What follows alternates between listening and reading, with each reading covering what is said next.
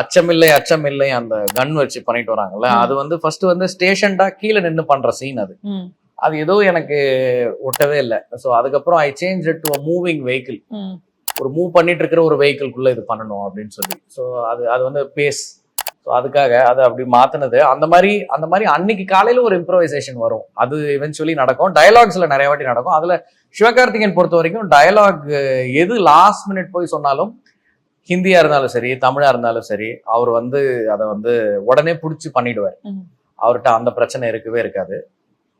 So முடிஞ்ச வரைக்கும் எழுதுனது மட்டும்தான் நம்ம எடுப்போம். அதனால அதுல பிரச்சனை எதுவும் இருக்காது. Indu Rebecca Varghese, she is the resource for the film. I mean she is the hope for the film. இது ஃபில்ம் ஆகலாம் அப்படின்னு நடந்தது வந்து, அந்த தாட் எனக்கு வந்ததுக்கு ரீசன் வந்து இந்து. அவங்கள நான் மீட் பண்ண ஒரு 3 hours 3.5 hours 4 hours மேக்ஸிமம் இருக்கும். அப்புறம் இதுல நிறைய பேர் கேட்கறது வந்து இதுல எது உண்மை எது புனைவு அப்படிங்கிறது. அதை நான் வந்து சொல்ல போறதே இல்லை. ஒரு அட்லீஸ்ட் இப்போதைக்கு நான் சொல்ல போறதே இல்லை. I don't want to take away that experience. எல்லாரும் படம் பார்க்குறாங்க. பார்த்து முடிச்சதுக்கப்புறம் எப்போவாது ஒரு நேரம்னா அதெல்லாம் பற்றி விலாவரியா இது பேசலாம். அது டிலைட்டாக தான் அமையுது. ஸோ அந்த காஸ்டிங் ப்ராசஸ் உங்களோட ஜென்ரலாக எப்படி இருக்கும் சார்? காஸ்டிங் எனக்கு ரொம்ப ரொம்ப பிடிச்ச ஒரு ஃபேஸ். ஒரு படம் பண்ணும்போது நம்ம 2 ஃபிலிம் தான் பண்ணியிருக்கோம். அந்த 2 ஃபிலிமில் காஸ்டிங் யார் யாருன்னு உங்களுக்கே தெரியும். காஸ்டிங் வந்து என்னென்னா, casting generally foreign film makers they say casting is 50% direction னு சொல்லுவாங்க. பட் டிரெக்ஷன்னா main job is to we have to take a lot of decisions.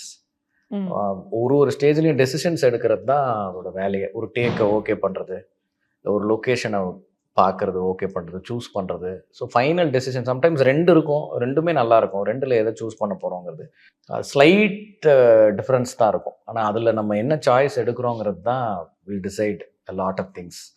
அது பேப்பரில் நம்ம 1008 சூப்பர் கதை வச்சுருக்கலாம், நல்ல மெட்டீரியல் வச்சுருக்கலாம், நல்ல ஸ்க்ரீன் பிளே வச்சுருக்கலாம், டயலாக்ஸ் செம்மையாக இருக்கலாம். பட் ஸ்டில் அது வந்து ஒரு நடிகர் வந்து நடித்ததுக்கப்புறம் தான் அந்த பேப்பருக்கு உயிரே வரும்.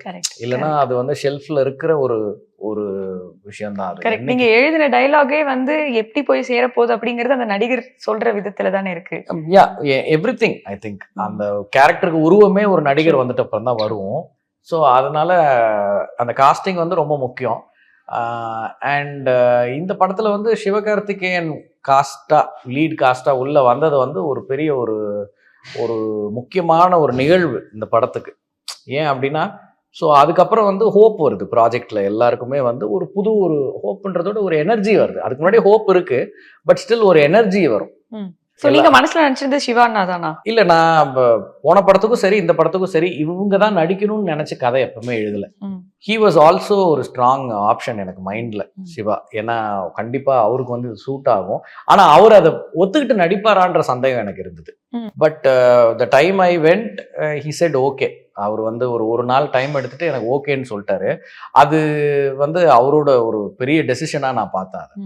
ஏன்னா இப்போ அவர் ஒரு சார்ட் ஆஃப் ஃபில்ம்ஸ் மட்டுமே பண்ணிட்டு வந்துட்டு இருக்காரு. அப்போ இது அவர் பண்ணிட்டு வந்த ஃபில்ம்ஸோடைய ஜோன்ல அது இல்லை. அப்போ ஆனா எனக்கு வந்து அவர் பண்ணா ரொம்ப நல்லா இருக்கும்ன்ற 100% ஃபெய்த் எனக்கு இருக்கு அவர் மேல. ஸோ அவர் என்ன டெசிஷன் எடுக்க போறாரோ அது வச்சுதான் இல்லை. அவங்க வந்து எனக்கு இது சூட் ஆகலன்ட்டு ஏதாவது மாத்தி டெசிஷன் எடுத்துட்டா வேற காஸ்ட் நோக்கி தான் நம்ம போகணும். But he decided to do the film. அவர் வந்து நான் இது பண்றேன் அப்படின்னு சொன்னார்.